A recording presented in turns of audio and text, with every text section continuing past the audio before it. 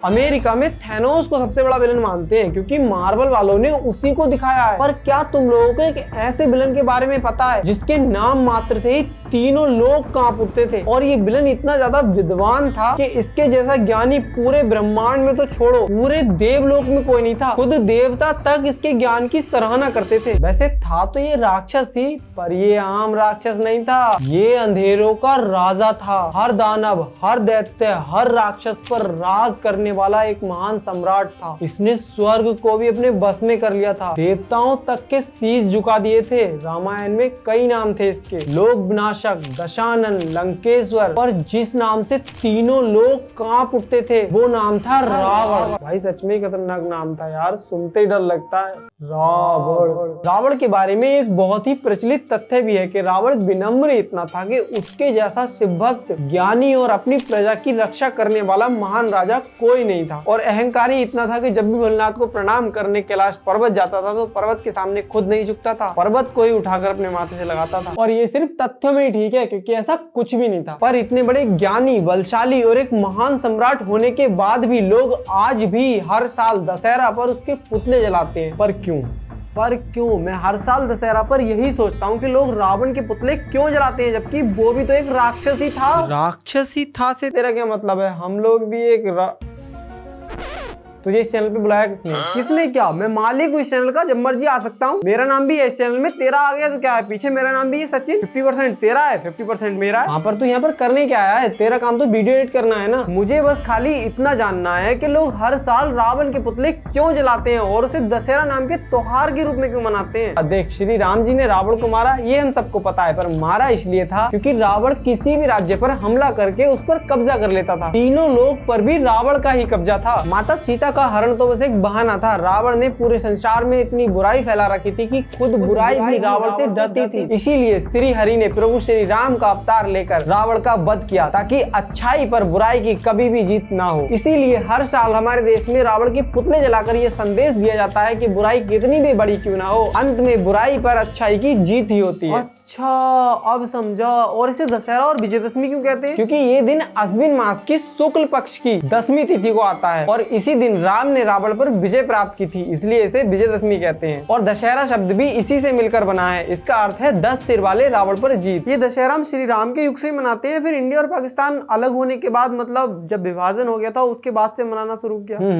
रावण दहन की परंपरा प्राचीन काल से ही शुरू हो गई थी, पर ये ज्यादा लोकप्रिय तब हुई जब तुलसीदास जी ने रामचरित मानस लिखी। कहा जाता है कि उस समय पर दशहरा उत्तरी भारत में ही, खास करके वाराणसी और दिल्ली में ही बड़े पैमाने पर मनाया जाता था। सन 1947 में जब इंडिया और पाकिस्तान का विभाजन हुआ तभी दशहरा पूरे देश में मनाया जाने लगा और इसकी सरकारी छुट्टी भी लागू कर दी थी। काफी इंटरेस्टिंग स्टोरी है यार, शुरू से बताना रावण के बारे में, मतलब रावण के रावण बनने तक का सफर। चल फिर हो ही जाए एक स्टोरी। देखो, पहली बात तो रावण राक्षस नहीं था, मतलब बचपन से नहीं था, और ना ही उसका नाम बचपन में रावण था। रावण का शुरू से नाम दशग्रीव था और दशग्रीव एक ब्राह्मण था क्योंकि इनके पिता विश्रमा जी एक ब्राह्मण ऋषि थे और माता केकसी एक राक्षस कुल से थी। रावण का नाम रावण कैसे पड़ा ये तो मैं आपको वीडियो में आगे बताऊंगा, पर पहले मैं आपको बताता हूँ कि रावण का नाम दशग्रीव कैसे पड़ा। क्योंकि बचपन से तो रावण के 10 सिर नहीं थे, तो रावण का नाम दशग्रीव इसलिए पड़ा क्योंकि रावण बचपन से ही आम लोगों की तुलना में 10 गुना ज्यादा विद्वान था, इसीलिए सभी उसको दशग्रीव कहने लगे। और मैं भी अब जब तक रावण का नाम रावण नहीं रख जाता उसको वीडियो में दशग्रीव ही कहूंगा, तो आप लोग अपने हिसाब से एडजस्ट कर लेना जरा, ठीक है। दशग्रीव ने सभी वेदों का ज्ञान अपने पिता विश्रमा और ऋषि शुक्राचार्य से लिया था, पर दशग्रीव की माता राक्षसी होने के कारण उसमें अहंकार भी कूट कूट के भरा था। दशग्रीव सभी देवी देवताओं को मानता था। वो जैसे जैसे बड़ा होता गया उसके मन में सर्व शक्तिशाली और सर्व ज्ञानी बनने की इच्छा जागने लगी। उसने पहले सभी महर्षियों और तपस्वियों की भक्ति करके तंत्र मंत्र और आध्यात्मिक ज्ञान प्राप्त किया। ऋषियों से ही उसने अदृश्य होने की शक्ति और बुरी शक्तियों से अपनी रक्षा करना सीखा। बाद में उसने सूर्य देव, वरुण देव और इंद्र देव की भक्ति करके अनेकों वरदान प्राप्त किए। सूर्य देव से उसने तेज और श्वास में वृद्धि, आयु और ज्ञान में वृद्धि जैसे वरदान मांगे। वरुण देव जो जल के देवता हैं,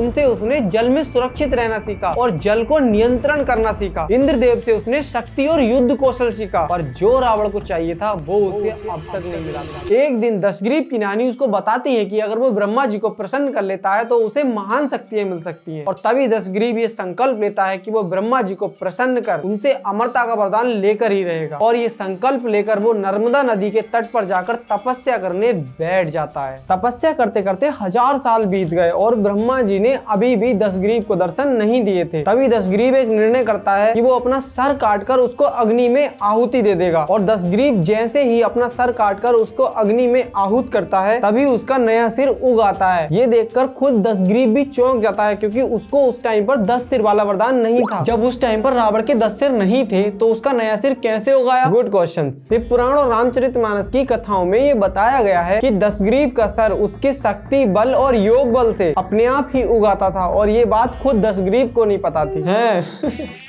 मतलब कुछ भी, एक सर अपने आप उगाता था। क्या मनगढ़ंत कहानियां हैं सब। हाँ, पर छिपकली की पूंछ भी तो अपने आप ही उगाती है, ये भी मनगढ़ंत कहानी है क्या? हाँ यार, फिर क्या हुआ? ब्रह्मा जी ने एक सर की आहुति के बाद दर्शन दिए? नहीं, दशग्रीव ने अपने नए सर के साथ 1000 साल और तपस्या की, पर ब्रह्मा जी ने उसे तब भी दर्शन नहीं दिए और दशग्रीव ने अपना दूसरा सिर भी आहूत कर दिया। इसी तरह से उसने 9000 साल तक अपने 9 सर की आहुति दे दी थी। और पूरे 10,000 साल बीत जाने के बाद ब्रह्मा जी दशग्रीव को दर्शन देते हैं और सबसे पहले उससे प्रसन्न होकर उसको 10 सिर वाला वरदान देते हैं। उसके बाद रावण अपना अमरता का वरदान ब्रह्मा जी से मांगता है। तभी ब्रह्मा जी कहते हैं कि जो इस संसार में पैदा हुआ है उसका मरना निश्चित है, और रही बात अमर होने की तो अमरता तो मैंने भी नहीं पाई है, तो हे दशग्रीव तुम कोई दूसरा वरदान मांगो। तभी दशग्रीव वरदान मांगता है कि मैं ना राक्षस से मरूं, ना ही दानव से, और ना ही किसी देवता से। वानर और मानव को वो तुच्छ समझकर छोड़ देता है कि ये लोग मेरा क्या ही बिगाड़ेंगे। भारी मिस्टेक हो गया। वरदान मिलने के बाद दशग्रीव ने सबसे पहले अपने सौतेले भाई कुबेर से लंका को छीना। कुबेर से ही उन्होंने पुष्पक विमान छीना था जो मन की गति से चलता था। लंका के साथ साथ उसने पाताल लोक, राक्षस लोक और पृथ्वी के कुछ क्षेत्रों पर कब्जा कर लिया था। इस सभी के बाद दशग्रीव अपने आप को सबसे महान मानने लगता है और उसका अहंकार भी चरम पर होता है। एक दिन वो अपने पुष्पक विमान में कैलाश पर्वत पर घूम रहा था, तभी वहाँ पर नंदी जी आते हैं और दशग्रीव से कहते हैं कि तुम यहाँ से चले जाओ, ये भगवान शंकर का क्रीड़ा स्थल है, तुम यहाँ पर नहीं घूम सकते। तभी दशग्रीव क्रोध में आकर बोलता है कि कौन शंकर, अब मैं तुझे दिखाता हूँ कि मैं कौन हूँ। इतना कहकर दशग्रीव कैलाश पर्वत को उठाने लगता है। तभी भगवान शंकर उसको अपने पैर के अंगूठे से दबा देते हैं और रावण बहुत ही जोर से चीख पड़ता है। उसकी चिल्लाहट इतनी जोर की होती है कि पूरा संसार हिल जाता है। बहुत कोशिश करने के बाद भी दशग्रीव पर्वत के नीचे से नहीं निकल पाता। तभी दशग्रीव भगवान शंकर की पूजा करता है और उनको प्रसन्न करके अनेकों वरदान प्राप्त करता है। महादेव ही दशग्रीव का नाम दशग्रीव से बदलकर रावण रखते हैं। रावण वो जिसका राव यानी कि चिल्लाहट बहुत जोर की हो, और यहीं से सभी लोग दशग्रीव को रावण के नाम से जानने लगते हैं। महादेव और ब्रह्मा जी से वरदान प्राप्त करने के बाद रावण ने तीनों लोक पर कब्जा कर लिया था। कहा जाता है कि जब रावण के पहला पुत्र मेघनाथ होने वाला था तभी रावण ने शनिदेव को बंदी बना लिया था, ताकि शनिदेव की बुरी नजर उसके पुत्र इंद्रजीत यानी कि मेघनाथ पर ना पड़े और इंद्रजीत अजय रहे। रावण के टोटल 7 पुत्र थे, 4 सगे बहन भाई थे, एक सौतेला भाई था और एक मौसेरा भाई था जो अहिरावण था। इन सभी को मैं पार्ट 2 में कवर करूंगा, तो कमेंट में लिख दो पार्ट 2, या फिर नहीं भी लिखोगे तो भी तो कवर तो करूंगा ही मैं। रावण ने अपने सभी पुत्रों को युद्ध नीति सिखाई और उन सभी पुत्रों में से सबसे ज्यादा शक्तिशाली था इंद्रजीत। इसने इंद्र तक को हराया था और इसीलिए इसका नाम इंद्रजीत भी था। रावण ने अपनी सेना और सभी पुत्रों के बल से लगभग सभी राज्यों में अपना झंडा गाड़ दिया था, पर कुछ राज्य ऐसे भी थे जो रावण के सामने झुकने से मना करते थे। उनमें से एक था संगधा नगर। ये एक मनुष्य की नगरी थी और यहाँ पर सभी लोग देवताओं की पूजा करते थे। यहाँ के राजा थे त्रिवर्ण। त्रिवर्ण का कहना था कि हम लोग मर जाएंगे पर रावण के सामने अपना सर कभी नहीं झुकाएंगे। रावण ने पूरी संगधा नगरी को नष्ट कर दिया। इसके बाद रावण त्रिवर्ण को मारने उसके पास जाता है। तभी त्रिवर्ण कहता है कि महाराज आपकी विजय हुई, पर मुझे आपकी इस विजय में हार नजर आती है, क्योंकि मुझे साफ दिखाई दे रहा है कि आगे चलकर आपका विनाश एक मनुष्य के हाथों ही होगा। जैसे मैं चोटिल इस जमीन पर लेटा हूँ और आप खड़े हंस रहे हैं, वैसे ही आप जख्मी हुए जमीन पर लेटे होंगे और वो मानव आपके पास खड़ा होगा। इतना सुनने के बाद रावण ने अपनी पूरी सेना को मनुष्य जाति को खत्म करने का आदेश दे दिया और त्रिवर्ण की पत्नी और उसके बच्चों को अपने महल ले गया। रावण त्रिवर्ण का पूरा वंश खत्म करना चाहता था ताकि आगे चलकर उसके रास्ते में कोई भी ना आए। रावण जैसे ही त्रिवर्ण के शिशु को मारने जाता है, वैसे ही विभीषण बीच में बोल पड़ते हैं कि भैया आप चाहें इस शिशु को मार दीजिए, पर संसार में सभी लोग यही कहेंगे कि इतना बलशाली और विशाल शक्तिशाली रावण एक तुच्छ शिशु से डर गया। विभीषण की बात सुनकर रावण उस शिशु को छोड़ देता है और अपनी सारी सेना को वापस बुला लेता है और कहता है कि यदि कोई मानव रावण का काल है और वो मानव रावण को मारने लंका आएगा तो रावण को उस दिन का इंतजार रहेगा। हाँ, इस हिसाब से तो रावण बहुत बहुत पापी था, पर आजकल की जनरेशन तो रावण की फैन। हाँ, आजकल के लोगों का रावण के प्रति लगाव ज्यादा है और ये सब हुआ है हर साल दशहरा मनाने की वजह से, क्योंकि हम लोग दशहरा एक त्योहार के रूप में मनाते हैं, उसे एक खुशी के रूप में मनाते हैं। इसीलिए लोगों का लगाव रावण के प्रति बढ़ गया है और लोग रावण को इसलिए नहीं मानते कि वो राक्षस था, पापी था, बल्कि इसलिए मानते हैं कि वो बहुत बड़ा ज्ञानी था, बलशाली था और एक महान सम्राट था। और इसी वजह से कुछ शहरों में रावण की पूजा भी की जाती है। अच्छा, एक बार रावण ने भगवान शिव से आत्मलिंग भी तो मांगा था। अरे वही जो रावण से बाद में उठा ही नहीं था। हाँ, रावण चाहता था कि लंका अजय और शक्तिशाली बने, इसलिए रावण ने महादेव से कहा कि आप लंका चलिए ताकि मैं आपकी वहीं पर सेवा कर सकूं। तभी महादेव रावण से कहते हैं कि मैं खुद नहीं जा सकता, पर मैं तुम्हें एक आत्मलिंग देता हूँ, इसे लंका में स्थापित करो और इसकी पूजा करो, पर मेरी एक शर्त है कि इसे अगर तुमने जमीन पे कहीं रखा तो ये वहीं पर स्थापित हो जाएगा और इसे उठाना असंभव होगा। और इतना सुनकर रावण आत्मलिंग उठाकर चल देता है। लंका पहुंचते पहुंचते संध्या हो जाती है और रावण को संध्या वंदन करना था। तभी उसे रास्ते में एक बच्चा दिखता है जो कि स्वयं भगवान का स्वरूप होता है। मैं एग्जैक्टली भूल गया किस भगवान के थे, पर थे भगवान के। एंड रावण उनसे पूछता है कि क्या तुम ये आत्मलिंग पकड़ोगे, मुझे संध्या वंदन करने जाना है। और वो बच्चा कहता है कि मैं पकड़ लूंगा, पर अगर ये भारी हुआ तो मैं 3 तक पुकारूंगा, अगर तुम नहीं आए तो मैं इसे जमीन पर रख दूंगा। रावण कहता है हाँ मैं चला आऊंगा और रावण संध्या वंदन के लिए चला जाता है। इतने में ही जो बच्चा भगवान के रूप थे वो 3 बार पुकारते हैं और जैसे ही रावण आता है वो तुरंत आत्मलिंग को नीचे रख देते हैं और जैसे ही आत्मलिंग जमीन पर रखते हैं आत्मलिंग जमीन में धंस जाता है। रावण अपनी पूरी कोशिश करता है आत्मलिंग उठाने की, पर वो नहीं उठा पाता। उसके जोर से पूरा संसार तक हिल जाता है। और अभी तूने एक सवाल पूछा था ना कि लोग रावण के प्रति इतना लगाव क्यों रख रहे हैं आजकल, तो वो यही कारण था। मतलब रावण को आत्मलिंग लेकर लंका जाना था और एक बार आत्मलिंग लंका पहुंच जाता तो जो हनुमान जी ने लंका जलाई थी वो कभी भी नहीं हो पाता। पर फिर भी रावण इतना बड़ा भक्त था, इतना बड़ा मतलब ज्ञानी, पूजा पाठ करने वाला था कि वो सब छोड़ करके संध्या वंदन करने चला जाता है। और यही आत्मलिंग उत्तर भारत और दक्षिण भारत के मंदिरों में है, पर कुछ पौराणिक कथाओं के अनुसार आत्मलिंग कर्नाटक के त्रिनेत्रेश्वर मंदिर में है। अच्छा, वहाँ पे आत्मलिंग, मैं भी जाऊंगा कभी त्रिनेत्रेश्वर मंदिर। चले जाना। केदारनाथ गया है वैसे तू कभी? नहीं, वहाँ पे तो नहीं गया हूँ मैं। अरे तू ये सब छोड़, रावण के विनाश के बारे में तो बता। हाँ, कैसे श्री राम जी रावण का वध करते हैं ये मैं आपको बताऊंगा अगले पार्ट में, जो श्री राम जी के नाम से होगा। एंड वो पार्ट आएगा इस वीडियो के अपलोड होने के 1 हफ्ते बाद, जिसमें मैं संपूर्ण रामायण कवर करूंगा। तो उसे देखने के लिए इस चैनल को सब्सक्राइब कर लो और आपके जिस भी दोस्त, जिस भी भाई को रावण के बारे में नहीं पता है, वो मतलब इंटरनेट से अफवाहें सुन करके कुछ भी बोलते रहते हैं, उनको ये वीडियो शेयर कर दो। और ऐसी कोई भी चीज जो रावण के बारे में रह गई हो उसे आप कमेंट में बता दो। मैं मिलता हूँ आपको श्री राम जी वाले पार्ट में।